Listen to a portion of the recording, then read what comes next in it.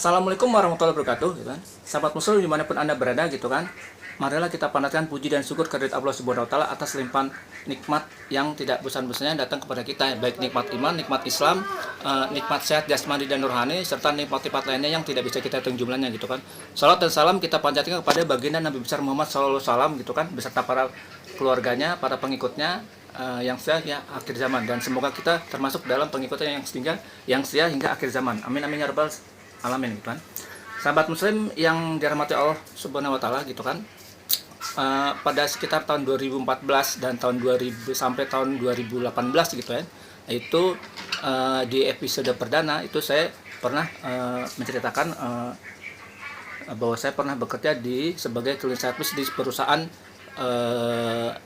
di daerah Jakarta Selatan, gitu kan. Nah, di situ saya bekerja sebagai cleaning service, dan itu dalam cleaning service itu dia memiliki struktur atasan-atasan, dan itu macam-macam ya. Kalau di atas saya itu disebutnya leader, di atas leader supervisor, terus di atas supervisor itu chief, gitu kan, seperti itu ya. Nah, di sini dari sekian banyak chief, leader dan supervisor, gitu kan, itu ada satu leader ya, dia jadi pangkat pemimpin yang paling rendah itu leader, di atas leader supervisor, gitu. Nah, yang paling bergengsi di atas supervisor itu chief, gitu kan. Nah, ini di antara sekian banyak bos-bos saya itu, dari chief sampai leader, itu ada satu leader yang menurut saya bisa dijadikan panutan buat kita, gitu kan. Seperti itu ya. Tapi secara umum semua bos-bos saya baik, gitu. Bos saya nggak ada yang jelek, semuanya bagus. Cuman di antara yang bagus-bagus itu, kalau mau dibikin best of the bestnya itu kan, itu satu orang itu, dan dia pangkatnya itu sebagai leader, gitu kan. Nah, leader ini kalau menurut saya dia bagus, gitu kan. Jadi kalau dari gaji sih sebenarnya hanya sedikit di atas saya, gitu kan. Saya pada saat itu gajinya 1.040.000, dia itu sekitar 1.800.000, jadi sangat tipis sekali ya, gitu kan. Nah, tapi walaupun gajinya 1,8, gitu kan, saya lihat dia paling royal, gitu kan, paling royal sama yang lainnya, gitu kan, dibandingkan bosnya lain yang gajinya itu 2 juta sampai 3 juta, gitu kan. Nah, saya pikir, saya hitungan saya gaji 1,8 juta, traktir sini-sini, saya ditraktir sama ditraktir, bos saya ditraktir, gitu kan.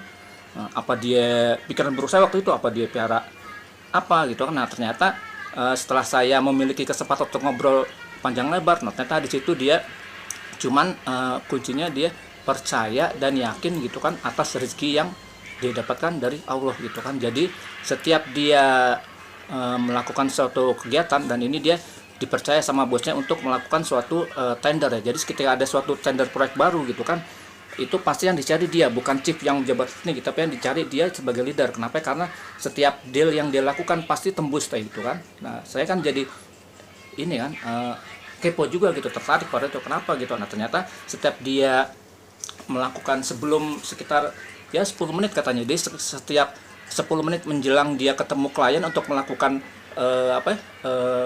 presentasi buat memenangkan tender, gitu kan. Nah, itu dia melakukan suatu amalan, dan amalan inilah menjadi kunci keberhasilan dia memenangkan tender, sehingga dia disayang bosnya. Nah, dari dia disayang bosnya itu dia dapat bonus-bonus, gitu kan, sehingga bonus itu bisa dipakai untuk mentraktir teman-temannya, salah satu saya, gitu kan. Seperti itu. Jadi kuncinya di situ. Kalau mengandalkan gaji mas 1,8 juta nggak kemana-mana.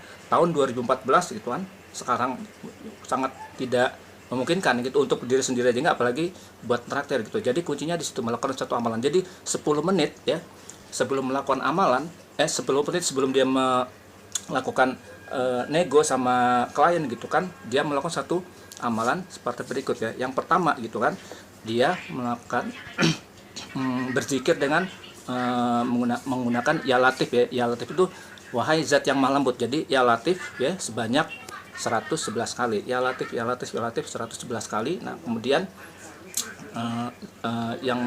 wahai zat yang maha melembutkan. Nah, kemudian dia bersalawat Allahumma sholli ala sayyidina Muhammad, itu kan, sebanyak 111 kali, itu kan. Nah, kemudian dia